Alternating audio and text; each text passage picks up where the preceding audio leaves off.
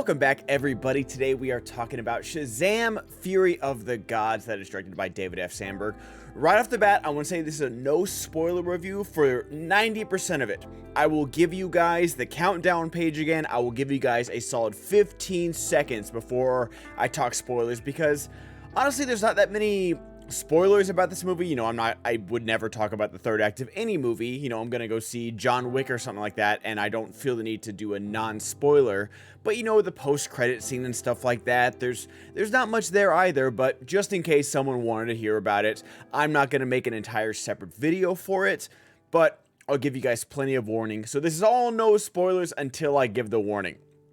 So, we pick up a few years where we left off, with Billy Batson and his whole foster family being Shazam superheroes. But unfortunately, and kind of hilariously, the city of Philadelphia has rejected them. And I think that is a nice Philadelphia touch, because they are the worst fandom in the world when it comes to sports. They threw batteries at Santa. They booed the Walter Payton Man of the Year because it was Dak Prescott, the Cowboys quarterback. Just the worst fans. So yes, they would absolutely reject superheroes that are constantly trying to save them. I think that's a great touch, and I wanted to make sure that I remembered it and I shouted it out.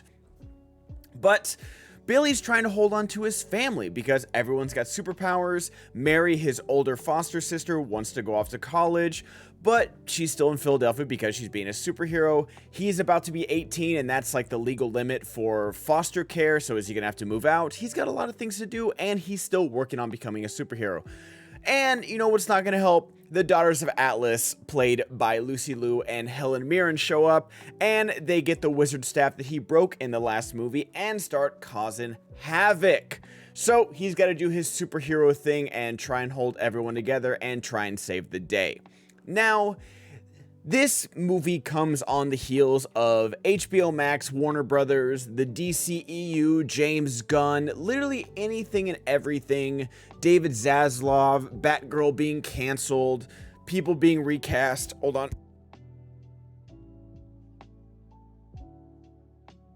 Pardon me. It comes on the heels of a big upheaval, renewal, rebirth, whatever you want to call it, at Warner Brothers, and especially in the DC universe. I don't know what they're gonna call it. James Gunn had his Twitter video that he puts out. James Gunn is always tweeting about updates and about new projects. He just tweeted out yesterday that he's gonna be directing a brand new Superman movie. Who's gonna be Superman? I have no idea. So, do post-credit scenes really even matter? Does universe even matter in this movie? I don't know. I'm here to see Shazam. Like, yeah, universe building is cool and the MCU is great, but you know what? Is this movie still good? Is this movie still entertaining on its own? MCU has suffered a little bit of universe fatigue, and it seems like their movies have suffered at the hands of it, and people are starting to notice.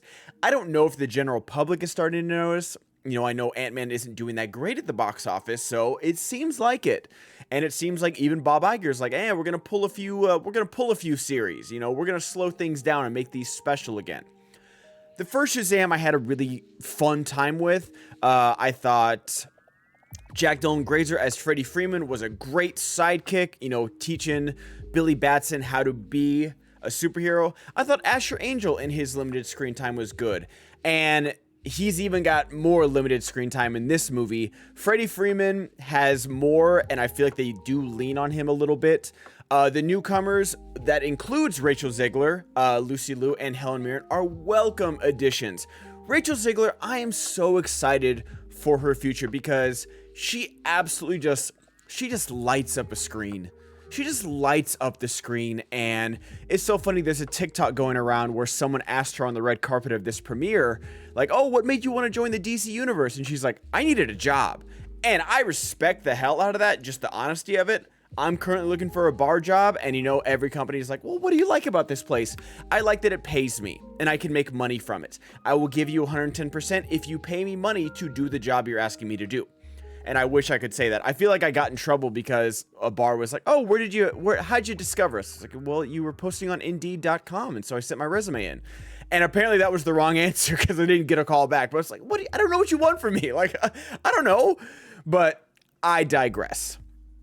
I just can't wait to see Rachel Zegler's future. And speaking of, people that have been around since my childhood, Lucy Liu, who I grew up with, like Charlie's Angels and Kill Bill and all her amazing action movies, and some that aren't so good, but I just love them because she's Lucy Liu.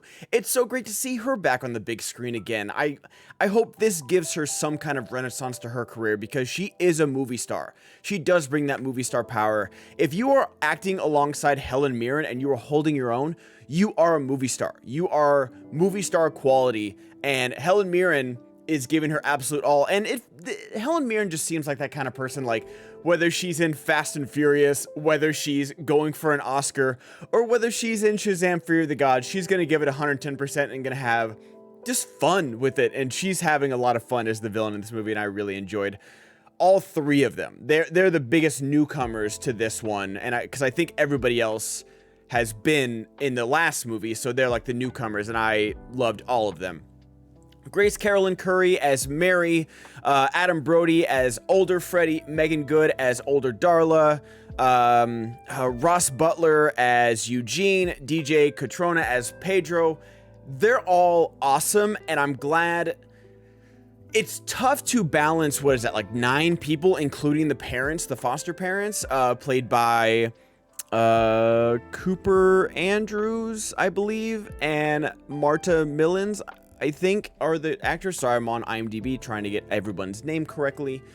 It's tough to balance that. That's a lot of people to balance, and I feel like they did a good job, whether it's the kid versions of the superheroes or the superhero version. I feel like everyone gets a good amount of screen time. Megan Good is another person that I grew up watching, when like my favorite like cult like Stomp the Yard. I love her in Stomp the Yard. I like her in a lot of stuff. Adam Brody, the OC. What else can you say besides the OC of Adam Brody? Kid Detective, though. Go watch Kid Detective. Great movie. And everyone gets their chance to shine, and I think that's a great job by the screenwriters and by the director, David F. Sandberg. And speaking of David F. Sandberg, he loves his horror creatures. He is, he was Lights Out, which is an absolutely terrifying movie. I feel like that movie came out around the same time as Don't Breathe, and I feel like people get them confused, and Don't Breathe, had the bigger star in it, so it got more press. But Lights Out is absolutely terrifying. It basically reset me back to being a little kid with like sleeping with the lights on. Just terrifying. And you have the boardroom scene from the first Shazam where like all the gargoyles like just tear those people apart and bite heads off. And you get some of that here too. You get some of those moments, and I think it's great. I think it works. There are some tough civilian deaths in this movie. No spoilers, but there's some tough civilian deaths in this movie that I'm like, oh.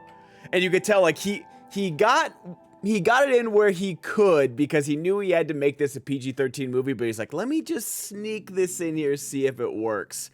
But overall, I did have fun with this movie. It's nothing groundbreaking. It's nothing, I feel like ever since Endgame, and I think I said this in my Ant-Man review, everyone's looking for like the next big wow. And you know what?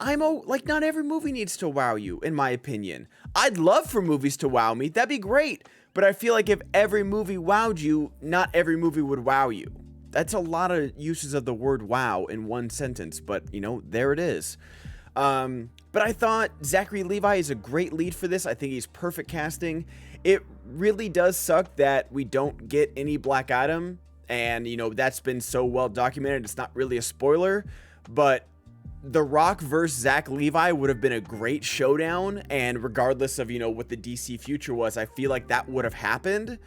But people's ego got in the way. Like it's a whole mess we don't need to go into. But I just think that I remember when Zach Levi got cast, I was like, oh, that's a pretty good opposite of Black Adam as Shazam. That's gonna work. And it's unfortunate that we're never gonna get it. I think everyone does a great job. I had a great time with this. The action's fun. I will say the third act action scene, no spoilers about it, but it is a little hard to see. It's dark, there's lightning flashing, and I understand why, plot-wise, these things are happening. And visual-wise, you gotta have lightning flashing, you gotta have it at night to make it more dramatic, but it was still a little hard to see. Lucy Liu and Helen Mirren have a dragon. It's a great dragon design, and that's saying a lot because we have a lot of dragons in pop culture right now, and to get a unique and terrifying dragon design is pretty cool, and I thought it was good. Jaimin Hunsu, always great, always reliable. I'd love for him to star in a movie. I know he's led movies before, like Blood Diamond, and he was a co-leading Gladiator, supporting, but a very big part. And I want to get back to that because that guy's a movie star as well. I need more Jaimin Hunsu in my life. But I like this movie. Rachel Ziegler is the standout again for me.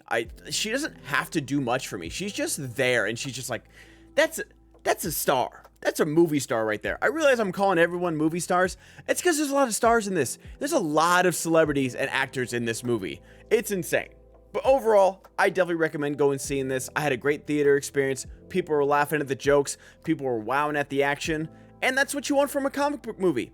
That's what you want. And I had a good time with it. So I don't know what the Rotten Tomatoes score is. I don't know what the cinema score is. I don't know what box office is going to make. And I don't really care. I had a good time with this movie. I mean, look at 65. I think I'm the only person on the planet that liked that movie, and I'm okay with it. I stand by. I had a great time with 65. That movie ruled. This isn't as fun as 65, but I had a good time with this as well. All right, spoiler time, guys. Here comes the countdown. I'm going to give you guys 15 seconds. 15 seconds starting right now to click off if you don't want spoilers and come back when you watch the movie. All right, be right back.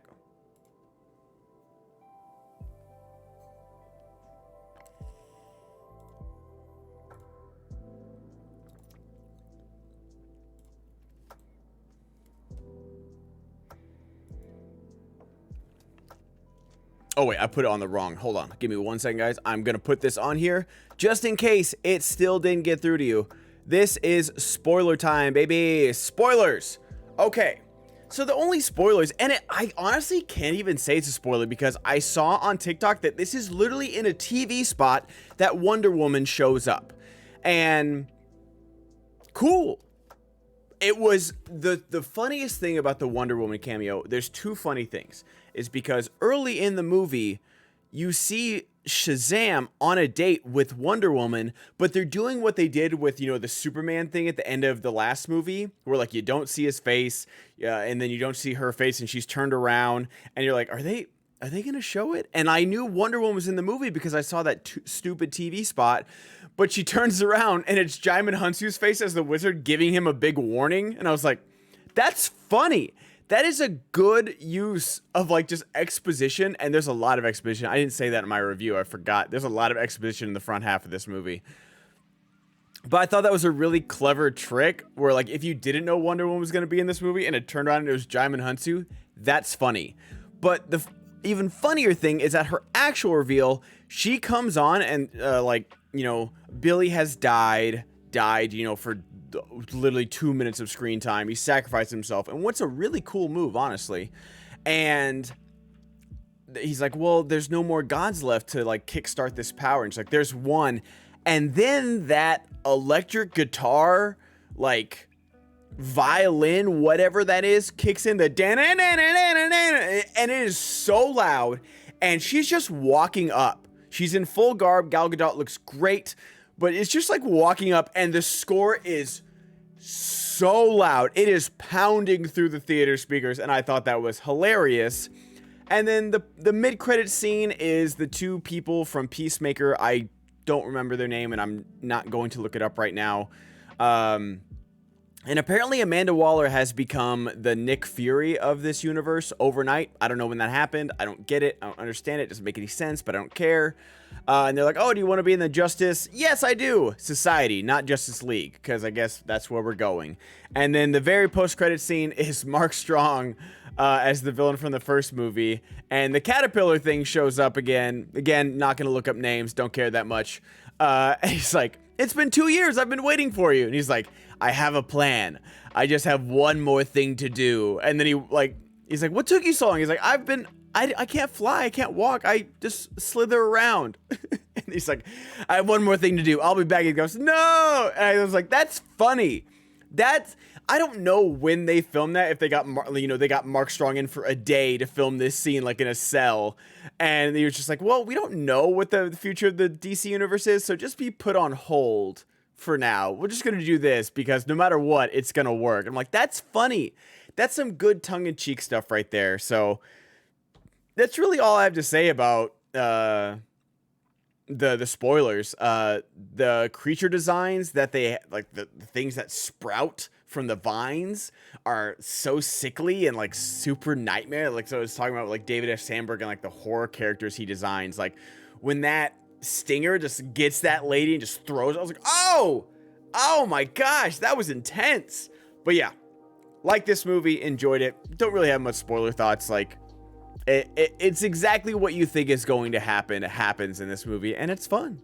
I don't know. I had a good time with it. I don't want to say I'm wrong, but I'll probably be in the minority, and I don't care. I had a good time. Hope you guys had a good time. Thank you again to my patrons who are seeing this early. I appreciate y'all. Have a good night. Bye-bye.